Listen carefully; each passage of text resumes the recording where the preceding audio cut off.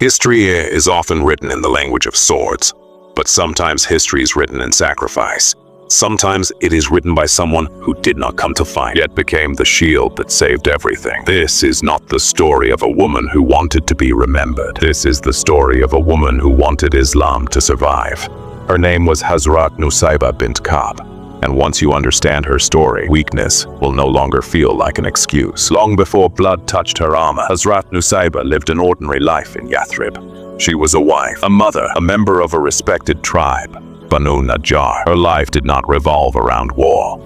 It revolved around responsibility. Yathrib was a divided city, tribal conflicts, old grudges, fragile peace. People valued strength, loyalty, and honor. Weakness was not admired, dependability was. Hazrat Nusaybah grew up absorbing these values quietly. She learned that silence did not mean passivity, that strength did not always announce itself.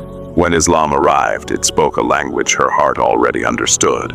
Justice over oppression, truth over convenience, responsibility over comfort. Islam did not flatter her. It challenged her, and she accepted. Most people remember Islam's turning points as grand events, but one of the most important moments happened in secrecy. At night, in a valley, the Prophet Hazrat Muhammad stood with a small group from Yathrib. They were not powerful, they were not wealthy, but they were serious. He told them clearly, "If you take me, you take war, you take loss, you take death." This was not emotional motivation. This was full disclosure. Among more than 70 men stood 2 women. One of them was Hazrat Nusaybah. She did not ask for special treatment. She did not step back. She pledged to protect the Prophet Hazrat Muhammad as she would protect her own family. Understand this. That pledge was not metaphorical. It was physical. That night, Hazrat Nusaybah quietly signed her future with Allah. After Hijrah, Medina transformed. The masjid became the center of life. Brotherhood replaced tribal hatred. Responsibility replaced chaos. Hazrat Nusaybah was not on the sidelines. She participated.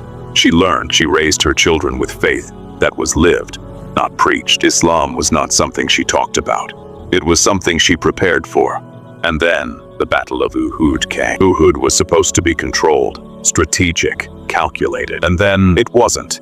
A single mistake changed everything. The enemy attacked from behind. Panic spread. Confusion took over. Some companions froze. Some retreated. Then came the most dangerous moment. A shout spread through the battlefield. Hazrat Muhammad has been killed. Faith was tested instantly. Some hearts shook. Some minds collapsed. And in that chaos, the Prophet Hazrat Muhammad was exposed. Hazrat Nusaybah did not arrive at Uhud as a warrior. She came to serve. But when she saw the Prophet Hazrat Muhammad in danger, she did not hesitate. No internal debate, no fear calculation. She grabbed a sword, she took a shield, and she moved forward, not to attack blindly, but to protect. She stood between the Prophet Hazrat Muhammad and the enemy. Every strike meant for him hit her instead. This is not poetry.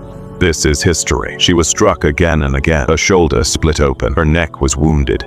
Her side torn. 12 wounds. Some narrations say more. Blood soaked her clothes. Pain screamed through her body.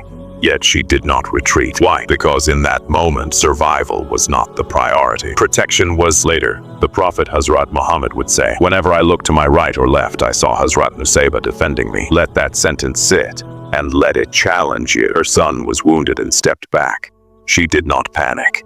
She told him to return and defend the messenger Hazrat Muhammad. This was not lack of mercy. This was clarity of belief. Faith does not erase emotion. It orders it. Her wounds were severe. One shoulder injury never healed properly, but pain did not remove her from responsibility. She attended later battles. Hunain, Taif. When others panicked, she remained firm. Her courage was not emotional. It was trained. Then came the hardest test. The Prophet Hazrat Muhammad passed away. False prophets rose. One of them was Musaylimah. Hazrat Nusaybah's son was murdered brutally by him. Most people would collapse. Hazrat Nusaybah picked up her resolve. She joined the Battle of Yamamah. There, she lost her arm, yet she stood until victory came. She lived into the era of Hazrat Umar ibn al-Khattab, radiyallahu an, scarred, aged, victorious. She did not write books. She did not give speeches. Her life was her statement. Battles do not end when swords fall silent. They end when the wounded return home. Hazrat Nusaybah returned with scars no one could heal, a body marked by sacrifice. a heart-carrying loss. One arm was gone, her son was gone, and yet there is no record of her bitterness. No complaint preserved in history, no question of why me. Because faith, when real, does not ask for explanations after obedience, and that she had already made peace with the idea that nothing she owned, not even her body, belonged to her. Everything belonged to Allah, and that belief gave her something pain could not take away: dignity. Let's be honest, Hazrat Nusaybah's story is uncomfortable because it destroys excuses. She had children, still she stood. She had wounds, still she fought. She had loss, still she believed. Her life asks questions we avoid. What do you do when things get hard? Do you step back or step forward? It's easy to admire her from a distance. It's harder to measure yourself against her courage. She didn't wait for permission. She didn't wait for perfect conditions. She acted when truth needed defenders. That's why history remembers her. Imagine Hazrat Nusaybah in today's world. She wouldn't be loud. She wouldn't chase attention. She wouldn't argue endlessly online. She would be consistent, standing for truth when it's unpopular, protecting dignity when it's attacked, raising believers, not spectators. She would remind us that Iman is not proven by words, but by choices under pressure. When lying is easier than truth, when silence is safer than speaking, when comfort tempts you to look away, that's where faith shows its real face. Hazrat Nusaybah did not fight because she was fearless. She fought because she knew what mattered more than fear. She teaches us this: strength is not loud, courage is not reckless, faith is not passive.